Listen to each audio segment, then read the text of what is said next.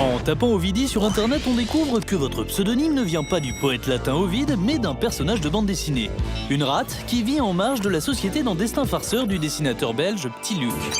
Avant de devenir un rongeur marginal, vous venez au monde à Lille.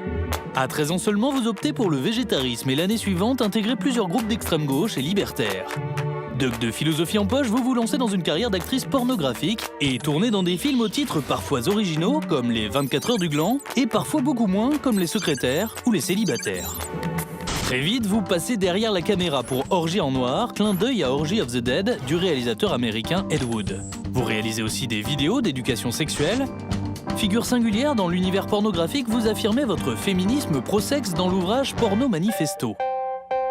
Au début des années 2000, vous jouez dans des films plus traditionnels, chez Bertrand Bonello pour Le Pornographe, Jean-Jacques Benex pour Mortel Transfert et plus récemment Gustave Kervern et Benoît Delépine dans Saint-Amour. Parallèlement, vous devenez réalisatrice de documentaires avec aujourd'hui Là où les putains n'existent pas. Vous y racontez le destin tragique d'Eva Marie, surnommée Jasmine Petite. Une jeune femme suédoise privée de la garde de ses enfants au profit de son ex-conjoint pourtant violent parce qu'elle s'était prostituée pendant 2 semaines.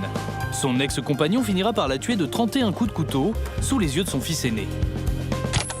C'est lui qui l'a tuée, mais c'est l'État qui lui a dit de le faire. C'est comme si on lui avait donné l'autorisation de la tuer.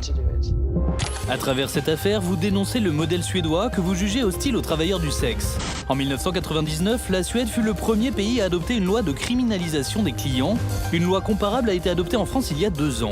Ovidi, la Suède est-elle en train de nous imposer ses valeurs ?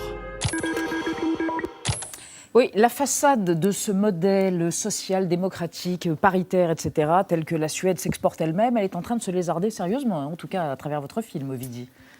La Suède, c'est un pays qui est missionnaire. C'est un pays qui aime bien non seulement expliquer à ses propres citoyens comment se comporter, mais qui aime bien aussi exporter ses lois et exporter ses différents modèles sur la drogue, sur la gestion des migrants, sur l'éducation, sur la fessée, sur plein de choses.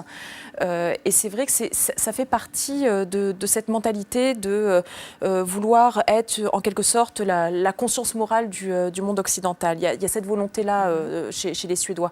Et c'est vrai que la pénalisation, cette loi de pénalisation des clientes prostituées, c'est une loi qui a été adoptée au Canada, qui a été adoptée en Norvège. C'est une façon d'évangéliser les peuples, quoi, je pense. Et d'ailleurs, à propos donc du personnage central de votre documentaire, Eva Marie, elle n'a pas voulu se repentir. Elle a admis c'est son drame. Avoir été une escort girl pendant 15 jours pour subvenir à ses besoins, tout en élevant de manière extrêmement bienveillante et aimante ses enfants. Elle ne s'est jamais repentie. C'est ce que les services sociaux lui ont fait payer, dites-vous. Montrez-vous, démontrez-vous. C'est son drame, en fait. Je pense que si Eva Marie avait accepté l'idée qu'elle était une victime, qu'elle était sortie traumatisée de cette expérience, et elle avait accepté les thérapies de rééducation, parce qu'il y a des thérapies de rééducation quand même. On voit d'ailleurs une thérapeute dans votre documentaire. Et de clients. Voilà, il y a aussi des clients qu'on rééduque. Je pense que si elle avait accepté ça, si elle avait dit « Pardon, petit Jésus, j'en suis sortie traumatisée, mais aidez-moi », je pense qu'au bout d'un moment, elle aurait fini par récupérer la garde. Là, c'est vrai que pendant presque 4 ans, elle a été complètement coupée de ses enfants. Le jour où on lui a retiré ses enfants, je pense qu'elle était très très loin d'imaginer qu'il était possible, ne serait-ce qu'imaginable, que pendant 4 ans, elle ne puisse pratiquement plus les voir.